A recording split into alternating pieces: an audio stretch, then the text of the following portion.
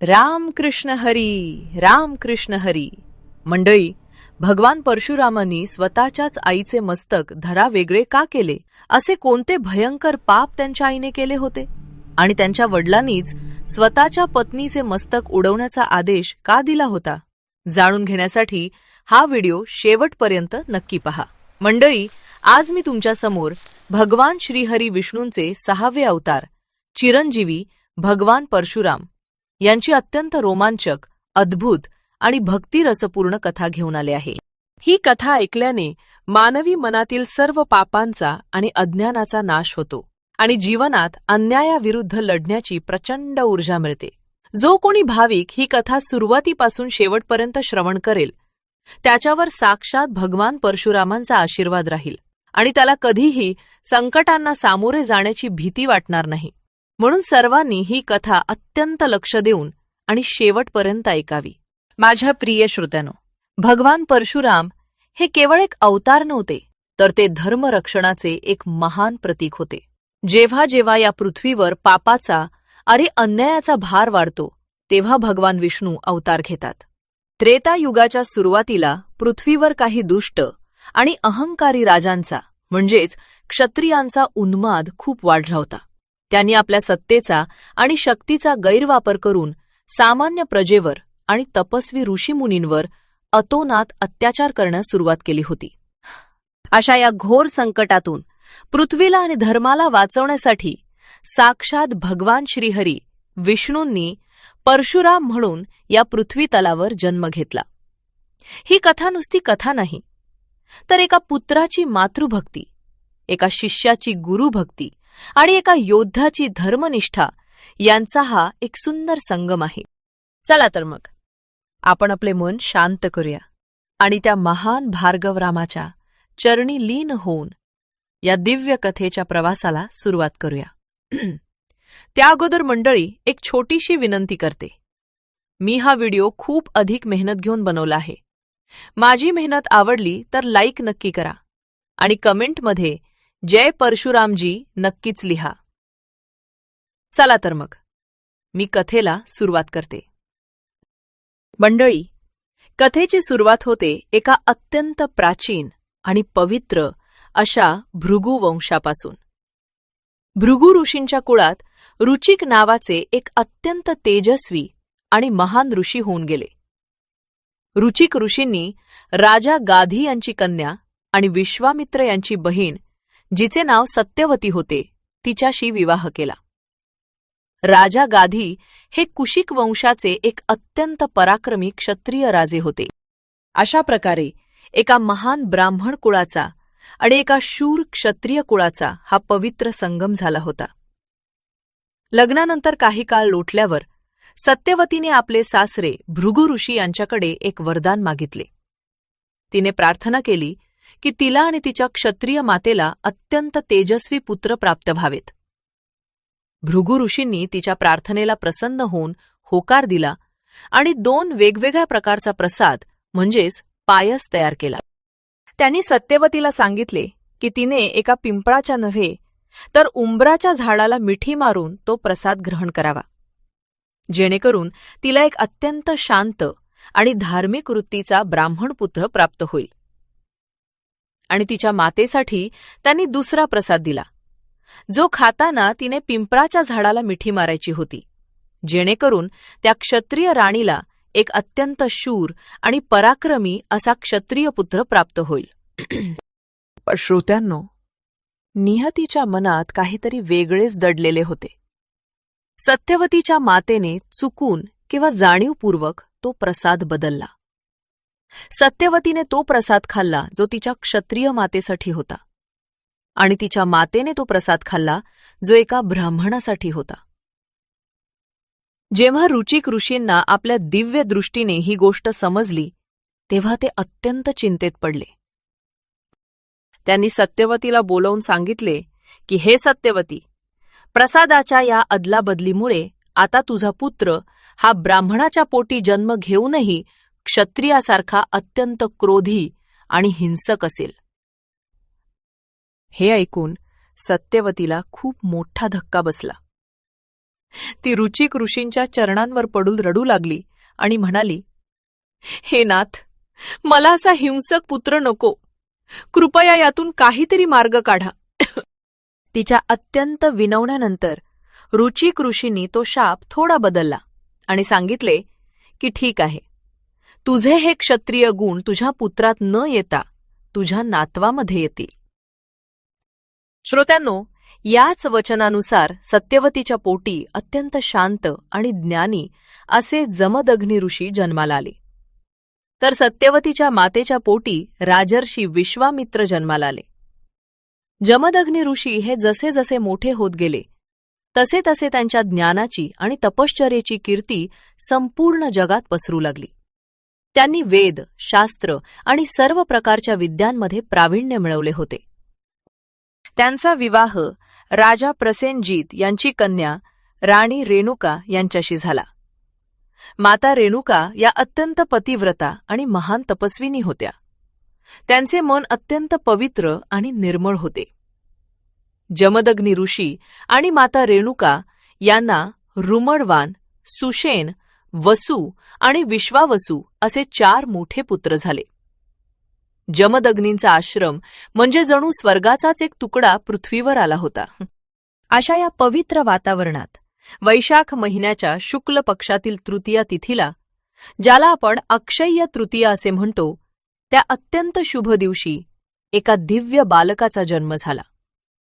हा जन्म प्रदोष काळात पुनर्वसू नक्षत्रावर झाला, जेव्हा मिथुन राशीवर तब्बल 6 उच्च ग्रहांचे संक्रमण होते. हा बालक म्हणजेच भगवान श्रीहरी, विष्णूंचे 6वे अवतार, ज्यांचे नाव राम असे ठेवण्यात आले. हे राम दुसरे कोणी नसून आपले भगवान परशुराम होते. भगवान परशुराम हे दिसायला अत्यंत तेजस्वी होते. त्यांच्या चेहऱ्यावर सूर्यासारखे तेज आणि डोळ्यांमध्ये एक अनोखी चमक होती. बालपणापासूनच ते अत्यंत कुशाग्र बुद्धीचे आणि पराक्रमी होते. त्यांनी आपल्या आजोबा रुचिक ऋषी आणि वडील जमदग्नी यांच्याकडून वेद आणि शास्त्रांचे सखोल शिक्षण घेतले. तसेच राजर्षी विश्वामित्र यांच्याकडूनही त्यांनी अनेक विद्या प्राप्त केल्या. परंतु त्यांच्यातील क्षत्रिय गुण त्यांना स्वस्थ बसू देत नव्हते. भगवान परशुराम हे भगवान शिवांचे अत्यंत मोठे भक्त होते. त्यांनी कैलास पर्वतावर जाऊन भगवान शंकराची अत्यंत कठोर तपश्चर्या केली. त्यांच्या या भक्तीवर प्रसन्न होऊन साक्षात महादेव शिवशंकरांनी त्यांना दर्शन दिले आणि त्यांना अनेक प्रकारच्या युद्धकला शिकवल्या. याच वेळी भगवान शिवांनी त्यांना एक अत्यंत दिव्य आणि विनाशकारी अस्त्र दिले, ज्याचे नाव होते परशु, म्हणजेच कुऱ्हाड. हा परशु हाती घेतल्यापासून राम हे परशुराम या नावाने संपूर्ण जगात ओळखले जाऊ लागले. त्यांचा तो परशु पाहताच मोठ्या मोठ्या योद्ध्यांच्या मनात धडकी भरत असे. श्रोत्यांनो, आता कथेला एक अत्यंत भावनिक आणि हृदयस्पर्शी वळण मिळते. माता रेणुका या अत्यंत पतिव्रता होत्या. त्यांची तपश्चर्या एवढी महान होती की त्या रोज सकाळी नदीवर जाऊन वाळूचा कच्चा घडा बनवत असत. त्यांच्या सतीत्वाच्या आणि एकाग्रतेच्या बळावर तो वाळूचा घडा पाण्यात विरघळत नसे. आणि विशेष म्हणजे त्या घडाला बांधण्यासाठी त्या एका जिवंत सापाचा वापर दोरीसारखा करत असत. अशा प्रकारे रोज सकाळी त्या मलप्रभा नदीवरून जमदग्नी ऋषींच्या यज्ञासाठी आणि पूजेसाठी पवित्र जल घेऊन येत असत. त्यांचा हा नित्यक्रम अनेक वर्षे अव्याहतपणे चालू होता. परंतु एके दिवशी जेव्हा माता रेणुका जल आणण्यासाठी नदीवर गेल्या, तेव्हा त्यांनी आकाशातून जाणाऱ्या गंधर्वराज चित्ररथ याला अप्सरांसोबत जलक्रीडा करताना पाहिले. ते अतिशय मादक आणि सुंदर दृश्य पाहून काही क्षणांसाठी माता रेणुकेचे मन विचलित झाले.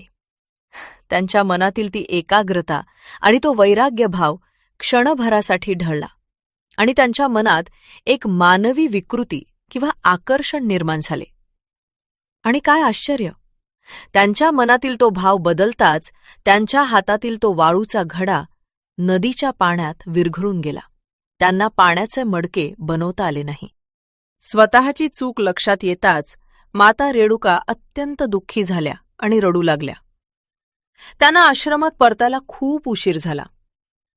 तिकडे आश्रमात जमदग्नी ऋषी पूजेसाठी पाण्याची वाट पाहत होते. जेव्हा माता रेणुका रिकाम्या हाताने आणि रडत रडत आश्रमात परतल्या, तेव्हा जमदग्नी ऋषींनी आपल्या दिव्य आणि तपोबलाच्या दृष्टीने सर्व प्रकार जाणून घेतला. जमदग्नी ऋषी हे अत्यंत शीघ्रकोपी होते. त्यांना राग खूप लवकर यायचा. आपल्या पत्नीचे मन दुसऱ्या पुरुषाला पाहून विचलित झाले, हा विचार करून त्यांच्या क्रोधाचा भरका उडाला. तो क्रोध एवढा भयंकर होता की त्यांनी मागचा पुढचा कोणताही विचार न करता आपल्या मुलांना हाक मारली. त्यांनी रुमणवान, सुषेण, वसू आणि विश्वावसू या आपल्या 4ही मोठ्या मुलांना आज्ञा केली, माझ्या पुत्रांनो, तुमची माता आता पवित्र राहिलेली नाही. जा आणि तात्काळ तिचे मस्तक धडावेगळे करा. ही भयानक आज्ञा ऐकून ते 4ही भाऊ हादरून गेले. जन्मदात्या आईला मारणे हे त्यांच्यासाठी अशक्य होते. मातृप्रेमापोटी त्यांनी आपल्या पित्याची आज्ञा पाळण्यास नकार दिला आणि ते मान खाली घालून उभे राहिले. मुलांनी आज्ञा पाळली नाही हे पाहून जमदग्नी ऋषींचा राग आणखीनच वाढला. त्यांनी त्या 4ही मुलांना शाप दिला की त्यांची सर्व विचार करण्याची शक्ती आणि पुरुषार्थ नष्ट होईल. त्याच क्षणी भगवान परशुराम तिथे आले. जमदग्नी ऋषींनी आपल्या अत्यंत रागीट आवाजात परशुरामांना तीच आज्ञा दिली, हे परशुरामा, तू आत्ताच्या आत्ता तुझ्या या पापी मातेचा शिरच्छेद कर. श्रोत्यांनो, इथे भगवान परशुरामांची खरी कसोटी होती. एका बाजूला जन्मदात्री माता आणि दुसऱ्या बाजूला साक्षात पिता आणि गुरु यांची आज्ञा. पण परशुराम हे अत्यंत बुद्धिमान होते. त्यांना माहीत होते की त्यांच्या वडिलांचा राग हा काही क्षणांपुरताच असतो. ते लवकरच शांत होतील आणि जर आपण वडिलांची आज्ञा मानली नाही तर ते आपल्यालाही शाप देतील आणि मग आईला वाचवणे अशक्य होईल. जमदग्नी ऋषींकडे मृत व्यक्तीला जिवंत करण्याचे सामर्थ्य आहे याची परशुरामांना पूर्ण खात्री होती. म्हणून त्यांनी आपल्या मनावर दगड ठेवला, डोळ्यांतील अश्रू लपवले आणि आपल्या पित्याची आज्ञा प्रमाण मानून स्वतःचा परशू उचलला. क्षणाचाही विलंब न लावता त्यांनी आपली जन्मदात्री माता रेणुका हिचे मस्तक कापून टाकले. हे दृश्य पाहून संपूर्ण आश्रम हादरला. आपल्या पुत्राने विनाअट आपली आज्ञा पाळली हे पाहून जमदग्नी ऋषींचा राग शांत झाला आणि ते परशुरामांवर अत्यंत प्रसन्न झाले. त्यांनी परशुरामांना सांगितले, हे पुत्रा, मी तुझ्या आज्ञा पालनाने खूप संतुष्ट आहे. तू माझ्याकडे कोणतेही वरदान माग. श्रोत्यांनो, परशुरामांनी अत्यंत हुशारीने आणि नम्रतेने हात जोडून 3 वरदान मागितले. ते म्हणाले, हे पिताश्री, जर तूही माझ्यावर खरोखरच प्रसन्न असाल तर माझे पहिले वरदान असे आहे की माझी माता रेणुका हिला पुन्हा जिवंत करा. माझे दुसरे वरदान असे आहे की माझ्या या 4ही भावांना त्यांचा मूळ स्वभाव आणि शक्ती परत द्या. आणि माझे तिसरे वरदान असे आहे की माझ्या मातेला मी तिचा वध केला होता या प्रसंगामधले काहीही आठवू नये. आपल्या पुत्राची ही मातृभक्ती आणि बुद्धिमत्ता पाहून जमदग्नी ऋषींचा ऊर अभिमानाने भरून आला. त्यांनी आपल्या तपोबलाने आणि मंत्रशक्तीने माता रेणुकेला पुन्हा जिवंत केले आणि 4ही भावांचा शाप मागे घेतला. या प्रसंगावरून आपल्याला समजते की भगवान परशुराम हे किती महान मातृपितृभक्त होते. त्यांनी रागाच्या भरात आईला मारले नव्हते, तर आईचे प्राण वाचवण्यासाठीच त्यांनी पित्याची आज्ञा पाळण्याचे नाटक केले होते. दक्षिण भारतात अशीही एक आख्यायिका आहे की जेव्हा परशुराम आईला मारण्यासाठी धावत होते तेव्हा माता रेणुकेने एका स्त्रीच्या घरात आसरा घेतला होता.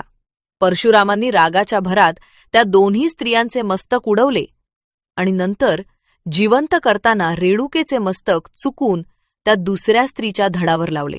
याच कारणामुळे यल्लम्मा आणि मातंगी या देवींची निर्मिती झाली, ज्यांची पूजा आजही अनेक भाविक मोठ्या श्रद्धेने करतात. श्रोत्यांनो, आता आपण या कथेतील सर्वात मोठ्या आणि भयंकर युद्धाकडे वळणार आहोत.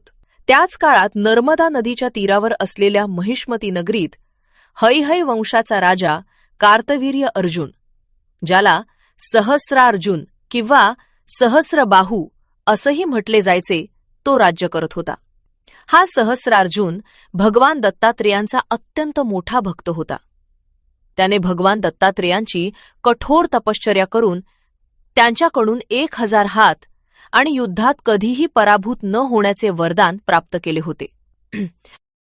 त्याचा पराक्रम एवढा अफाट होता की त्याने खुद्द रावणाला सुद्धा युद्धात हरवून बंदी बनवले होते. परंतु या अमर्याद शक्तीमुळे त्याच्या मनात प्रचंड अहंकार निर्माण झाला होता. तो स्वतःला देवांपेक्षाही श्रेष्ठ मानू लागला होता. त्याने आणि त्याच्या सैन्याने सर्वसामान्य प्रजेवर, निष्पाप लोकांवर आणि तपस्वी ब्राह्मणांवर अनन्वित अत्याचार करण्यास सुरुवात केली होती. एके दिवशी हा राजा सहस्रार्जुन आपल्या अफाट आणि विशाल सैन्यासह जंगलात शिकारीसाठी गेला होता. शिकार करून थकल्यावर तो विश्रांतीसाठी जमदग्नी ऋषींच्या आश्रमात पोहोचला. जमदग्नी ऋषींनी आपल्या आश्रमात आलेल्या या अतिथीचे मोठ्या प्रेमाने आणि सन्मानाने स्वागत केले. त्यांनी राजा आणि त्याच्या संपूर्ण सैन्याला भोजनासाठी आमंत्रित केले. सहस्रार्जुनाला आश्चर्य वाटले की एवढ्याशा जंगलातील आश्रमात माझ्या हजारो सैनिकांच्या भोजनाची व्यवस्था कशी काय होणार. परंतु जमदग्नी ऋषींकडे देवांची एक अत्यंत जादुई आणि चमत्कारिक गाय होती, जिचे नाव कामधेनू होते. या कामधेनू गायीच्या कृपेने जमदग्नी ऋषींनी काही क्षणातच राजासाठी आणि त्याच्या संपूर्ण सैन्यासाठी 56 भोग आणि अत्यंत स्वादिष्ट भोजनाची व्यवस्था केली. ते सर्व चमत्कार पाहून सहस्रार्जुनाचे डोळे विस्फारले. त्याच्या मनात त्या गायीबद्दल प्रचंड लोभ आणि हाव निर्माण झाली. त्याने विचार केला की अशी जादुई गाय या गरीब ऋषींच्या आश्रमात काय कामाची? ही तर माझ्या राजवाड्यात असली पाहिजे. त्याने जमदग्नी ऋषींना ती गाय देण्याची मागणी केली. परंतु जमदग्नी ऋषींनी अत्यंत नम्रपणे सांगितले की, हे राजन, ही गाय म्हणजे माझ्या यज्ञाचे आणि आश्रमाचे प्राण आहे. मी ती तुम्हाला देऊ शकत नाही. अहंकाराने आंधळा झालेल्या सहस्रार्जुनाला हा नकार सहन झाला नाही. त्याने आपल्या सैनिकांना आज्ञा दिली आणि बळजबरीने जमदग्नी ऋषींच्या आश्रमाची नासधूस करून ती कामधेनू गाय पळवून नेली. जेव्हा भगवान परशुराम आश्रमात परतले तेव्हा त्यांनी पाहिले की संपूर्ण आश्रम उद्ध्वस्त झाला आहे आणि गाय चोरीला गेली आहे. आपल्या वडिलांचा हा अपमान पाहून भगवान परशुरामांच्या क्रोधाचा ज्वालामुखी उसळला. त्यांनी तात्काळ आपला भयानक परशु उचलला आणि एकट्यानेच महिष्मती नगरीच्या दिशेने प्रस्थान केले. राजा सहस्रार्जुनाला जेव्हा समजले की परशुराम युद्ध करण्यासाठी येत आहेत, तेव्हा त्याने आपले 17 अक्षौहिणी सैन्य त्यांच्या विरुद्ध लढण्यासाठी पाठवले. पण श्रोत्यांनो, भगवान परशुरामांसमोर ते सैन्य म्हणजे जणू वाऱ्यासमोरचा पालापाचोळाच होता. त्यांनी आपल्या परशुने अवघ्या काही मिनिटात त्या लाखो सैनिकांचा अक्षरशः सडा पाडला. अखेर स्वतः सहस्रार्जुन युद्धभूमीवर उतरला. त्या दोघांमध्ये अत्यंत घनघोर आणि विश्वाला हादरवून सोडणारे युद्ध झाले. सहस्रार्जुनाचे 1000 हात जरी तुटले तरी ते पुन्हा पुन्हा निर्माण होत होते. युद्धाच्या शेवटी सहस्रार्जुनाने भगवान दत्तात्रेयांकडून मिळालेल्या अमोघ त्रिशूळाचा वार परशुरामांवर केला, ज्यामुळे परशुराम काही क्षणांसाठी बेशुद्ध पडले. परंतु भगवान शिवाने दिलेल्या संजीवनी विद्येच्या प्रभावाने परशुराम पुन्हा जागे झाले. त्यानंतर त्यांनी भगवान शिवाचे अत्यंत भयानक असे पाशुपतास्त्र हाती घेतले आणि सहस्रार्जुनावर चालवले. त्या पाशुपतास्त्राने त्या अहंकारी सहस्रार्जुनाचा कायमचा अंत केला. त्याचा वध करून भगवान परशुराम विजयी झाले आणि त्यांनी आपली कामधेनू गाय परत आणली. श्रोत्यांनो, कथा इथेच संपत नाही. सहस्रार्जुनाच्या मृत्यूमुळे त्याची 100 मुले अत्यंत संतापली होती. त्यांनी सूड घेण्याचे ठरवले. एके दिवशी जेव्हा परशुराम आणि त्यांचे भाऊ जंगलात फळे आणि लाकडे आणण्यासाठी गेले होते, तेव्हा सहस्रार्जुनाच्या मुलांनी संधी साधून जमदग्नी ऋषींच्या आश्रमावर भ्याड हल्ला केला.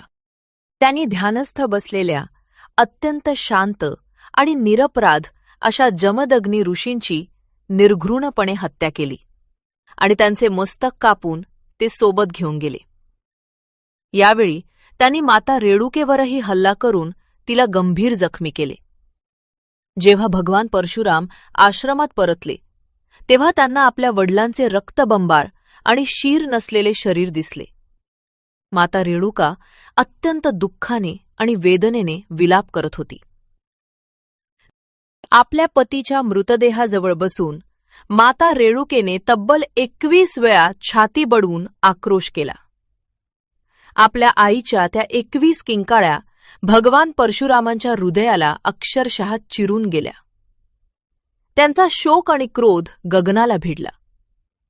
त्यांनी आपले परशु हाती घेऊन आकाशाकडे पाहत एक अत्यंत भयंकर प्रतिज्ञा केली. ज्या क्षत्रियांनी आपल्या धर्माचे रक्षण करण्याऐवजी अशा निष्पाप ब्राह्मणांची आणि ऋषींची हत्या केली आहे, त्या सर्व अहंकारी आणि भ्रष्ट क्षत्रियांचा मी या पृथ्वीवरून समूळ नाश करेन.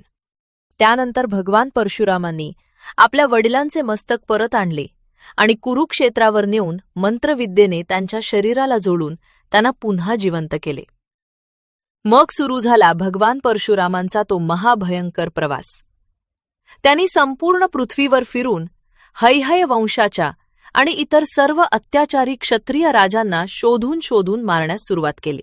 श्रोत्यांनो, त्यांनी ही मोहीम एकदा किंवा दोनदा नाही तर तब्बल 21 वेळा राबवली.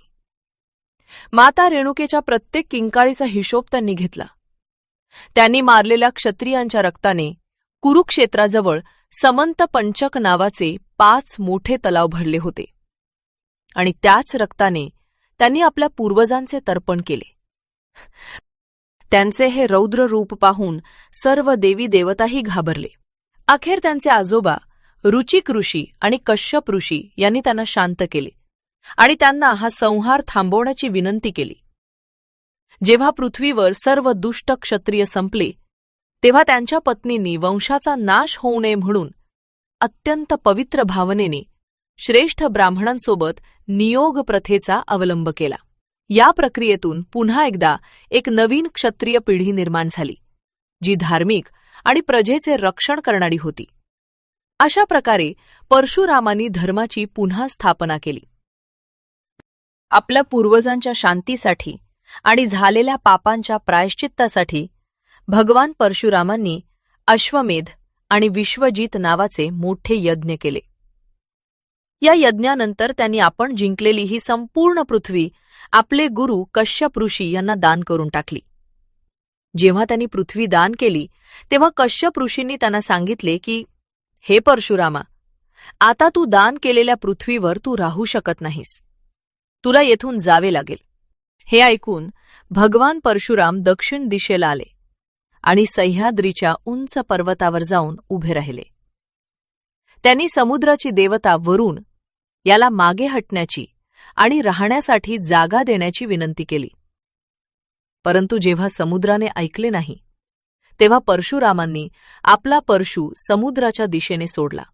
त्यांच्या परशुच्या भीतीने समुद्र जिथपर्यंत तो परशु गेला तिथपर्यंत मागे हटला आणि अशा प्रकारे गोकर्ण ते कन्याकुमारीपर्यंतची एक नवीन आणि सुंदर भूमी समुद्रातून वर आली. याच भूमीला आपण आज कोकण, गोवा आणि केरळ असे म्हणतो. केरळला तर परशुराम क्षेत्र असेही म्हटले जाते. सुरुवातीला ही समुद्रातून वर आलेली जमीन अत्यंत खारट आणि नापीक होती. तेव्हा परशुरामांनी सापांचा राजा वासुकी याचे स्मरण केले. वासुकीने आपले पवित्र विष त्या जमिनीत मिसळले आणि ती जमीन अत्यंत सुपीक आणि हिरवीगार बनवली. म्हणूनच आजही कोकणात आणि केरळमध्ये नागदेवतेची पूजा मोठ्या भक्तीने केली जाते. भगवान परशुराम आजही महेंद्र पर्वतावर तपश्चर्या करत राहतात असा समज आहे. श्रोत्यांनो, परशुरामांच्या जीवनात आणखीन एक अत्यंत रंजक प्रसंग येतो. पृथ्वीवरील आपले कार्य पूर्ण झाल्यावर ते भगवान शिवांचे आभार मानण्यासाठी कैलास पर्वतावर गेले. त्यावेळी भगवान शंकर आत ध्यानात बसले होते. आणि त्यांनी श्री गणेशाला आज्ञा दिली होती की कोणालाही आत सोडू नकोस. जेव्हा परशुरामांनी आत जाण्याचा प्रयत्न केला तेव्हा श्री गणेशाने त्यांना अडवले. परशुरामांनी खूप विनंती केली, पण गणेशजी आपल्या पित्याची आज्ञा मोडण्यास तयार नव्हते. परशुरामांचा राग पुन्हा उफाळून आला आणि त्यांनी गणपती बाप्पाला युद्धाचे आव्हान दिले. दोघांमध्ये मोठे युद्ध सुरू झाले. गणेशाने परशुरामांची सर्व अस्त्रे निकामी केली. शेवटी रागाच्या भरात परशुरामांनी स्वतः भगवान शिवाने दिलेला परशु गणेशावर फेकून मारला. तो परशु आपल्या पित्याचा आहे हे ओळखून गणेशाने त्याचा सन्मान राखण्यासाठी तो वार आपल्या एका दातावर झेलला. त्यामुळे बाप्पाचा एक दात तुटला. हे पाहताच माता पार्वतीला प्रचंड राग आला आणि तिने दुर्गा अवतार धारण केला. परशुरामांना आपली खूप मोठी चूक समजली. त्यांनी माता पार्वतीची आणि गणेशाची माफी मागितली. गणेशाच्या या सहनशीलतेमुळे त्यांना एकदंत हे नाव मिळाले आणि याच तुटलेल्या दाताचा वापर करून त्यांनी पुढे महर्षी व्यासांनी सांगितलेले महाभारत लिहून काढले. रामायण आणि महाभारत काळातील दर्शन. भगवान परशुराम हे चिरंजीवी असल्यामुळे त्यांनी रामायण आणि महाभारत या दोन्ही युगांमध्ये आपले दर्शन दिले आहे. रामायणाच्या काळात जेव्हा प्रभू श्रीरामांनी सीता स्वयंवरात भगवान शिवाचे शिवधनुष्य मोडले तेव्हा त्या प्रचंड आवाजाने परशुराम तिथे प्रकट झाले. आपल्या आराध्य दैवताचे धनुष्य कोणी तोडले हे पाहून ते अत्यंत संतापले होते. तिथे त्यांचा लक्ष्मण आणि श्रीरामांसोबत मोठा संवाद झाला.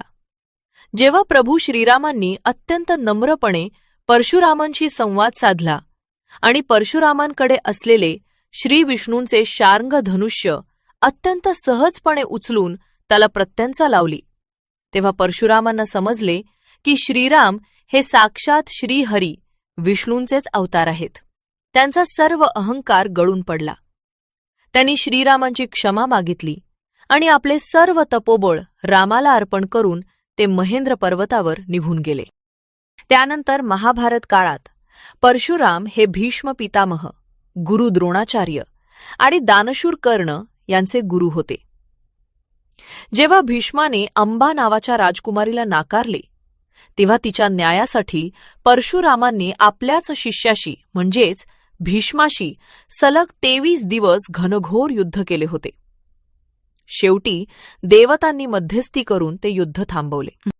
तसेच जेव्हा कर्णाने आपण ब्राह्मण असल्याचे खोटे सांगून त्यांच्याकडून विद्या घेतली होती तेव्हाही एक मोठा प्रसंग घडला.